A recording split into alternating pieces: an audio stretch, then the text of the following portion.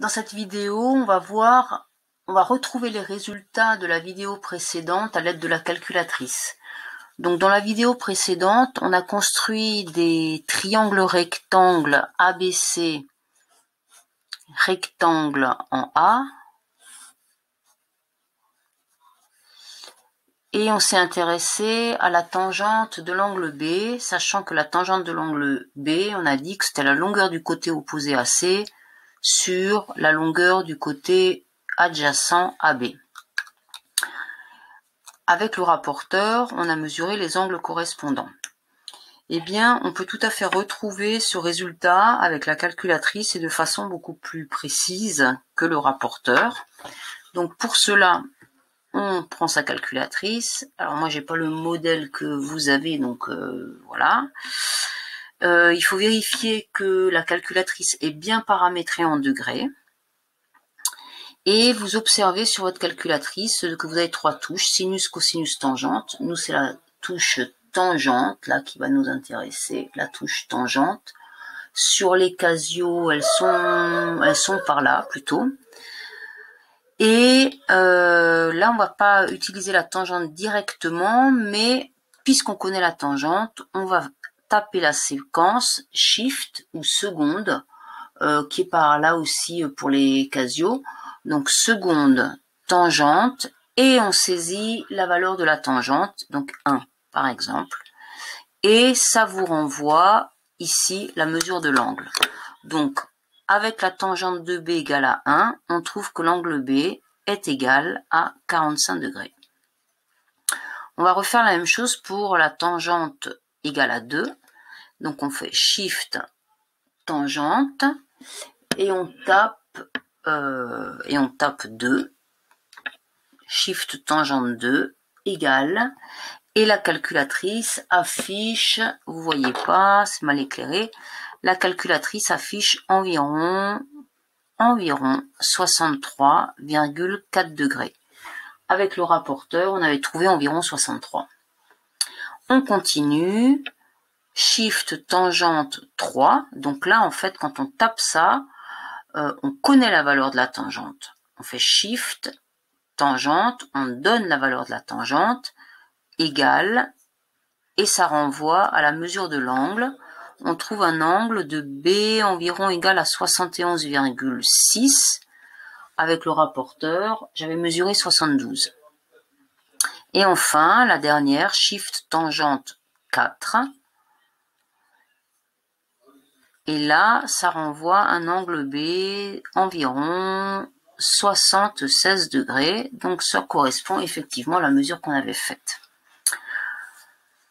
Alors, si la tangente de B est égale à 2, c'est-à-dire que ici ça vaut 2 et ici ça vaut 1, il va de soi que la tangente de C, côté opposé sur côté adjacent, vaut 1,5. Normalement, on devrait trouver l'angle complémentaire de 63 degrés. Donc, c'est-à-dire une mesure de 27, un peu moins, 26,6 degrés, puisque la somme des deux doit faire 90. On va vérifier qu'on trouve ça. Donc, on fait Shift tangente 0,5 et je trouve 26,6. Voilà, je ne vais pas faire les autres parce que ce serait exactement le même principe. Donc voilà, lorsque on connaît la tangente est connue, c'est-à-dire on connaît les proportions entre le côté adjacent et le côté opposé. Lorsque la tangente est connue, en saisissant Shift, tangente, la valeur de la tangente, eh bien la calculatrice affiche l'angle. Ce qui veut dire que dorénavant, on n'a plus du tout besoin du rapporteur, on n'a plus besoin de faire des constructions, d'autant que les valeurs de tangente sont rarement des nombres entiers. À l'inverse, on va vérifier que, par exemple, la tangente de 45 vaut bien 1, que la tangente de 63, c'est un résultat pas très loin de 2, que la tangente de 72 est un résultat pas très loin de 3, et que la tangente de 76 est un résultat pas très loin de 4. Alors pour ça, c'est encore plus simple. Donc, quand l'angle est connu, on est capable d'obtenir la valeur de la tangente, donc la proportion, grâce à la calculatrice. Donc là, il n'y a pas besoin de faire shift, on tape directement tangente, donc tangente 45 égale, et ça affiche la valeur 1. Donc on va écrire tangente 45 degrés égale à 1.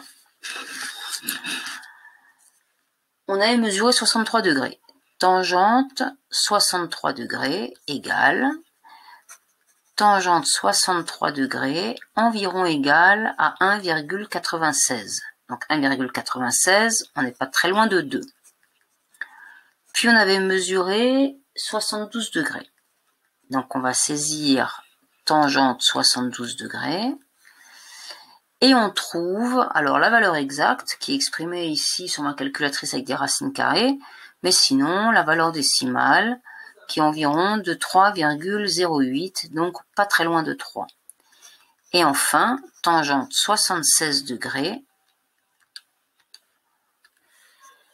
qui me donne 4,01, c'est-à-dire pas très loin de 4. Donc on récapitule.